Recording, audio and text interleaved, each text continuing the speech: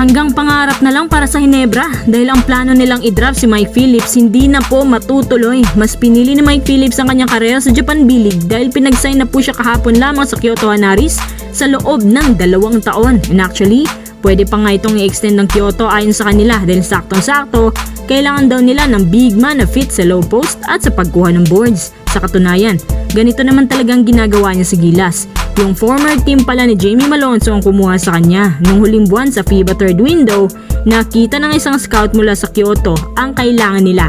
Si Mike Phillips na nagkaka-average ng 7 rebounds per game kahit sa international level. No doubt ang laki ng tulong niya sa Gilas. Bagamat alam ng Kyoto na siya ay may maraming lackings, walang shooting. Pero itong pagpasok niya sa B-League ang magtuturo sa kanya sa mataas na level ng basketball at kung paano gamitin ang skill set niya. Kulang lang siya ng pagmamaster sa basic fundamentals plus footwork, konting perimeters at practice sa free throw. Pwedeng-pwede na yan. Pero itong pagpasok niya sa B-League ay may advantage at disadvantages din naman. Una, ang advantage nito para sa kanyang karera syempre skill enhancement.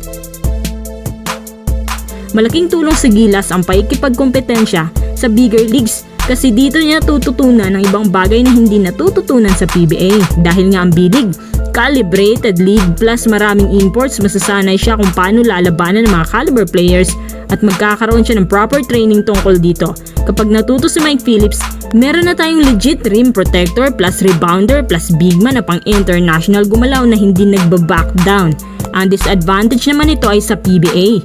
Kapag si Mike Phillips hindi nakapag-sign sa Japan B-League at nagdesisyon na magpa-draft sa PBA, siguradong number 1 pick siya sa PBA next year at sa Ginebra siya mapupunta. Walang duda naman na gusto siya ni Coach Tim lalo pat nagkasama sila last tournament at dahil 2 taon pa siya doon and counting, kaya sad to say hindi na po siya makukuha ng Ginebra. Gaya ng ibang nasa Japan B-League o KBL, tiyak isa na rin siya sa mga players na hindi na makakatungtong ng PBA at doon nabubuo ng bagong professional career. Alangan naman, 30,000 USD ba naman kada buwan tapos ang ganda ng lugar, ang ganda ng treatment sa'yo, wala pang toxic sa paligid. At ang mga bagay na to, nakakatulong sa mental health na isang player. Paano ba yan PBA? Handa pala silang isugal yung 3-year ban ko no, hindi naman pala sila takot sa role na yan.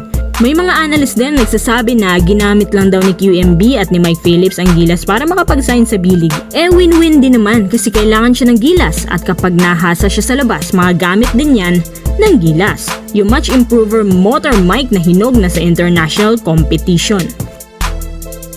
Stephen Holt parang pinapa-ultimatum ng Ginebra na kapag hindi siya nag-deliver na maayos, abay baka ito na nga ang tamang pagkakataon para makakuha sila ng much better shooter. Sa ngayon, mga konting clue pa lang binibigay sa amin.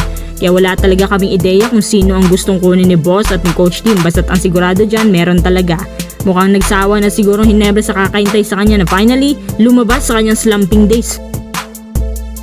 Mabuti nga nasa prime si RJ na siyang sumalaw sa kanila dahilan kaya nagkampiyon na Ginebra. Matatandaan na 4 na games talaga nilaruan niya na tahimik siya. So far si Holt nagkaka-average na lamang ng 8 points per game. Dahil dito binaba na nga to 17 minutes ang playing time niya per game. Sad to say pati ang 2 at 3 FGPs niya bumaba din ng bahagya. Nung huling game na natalo sila, sinisi ni Coach Kim ang locals dahil sa kapabayaan at sobrang nagre-rely kay Grigsby. Mas naalarma sila kay Holt dahil medyo matagal-tagal na nga itong lubak-lubak na performance niya.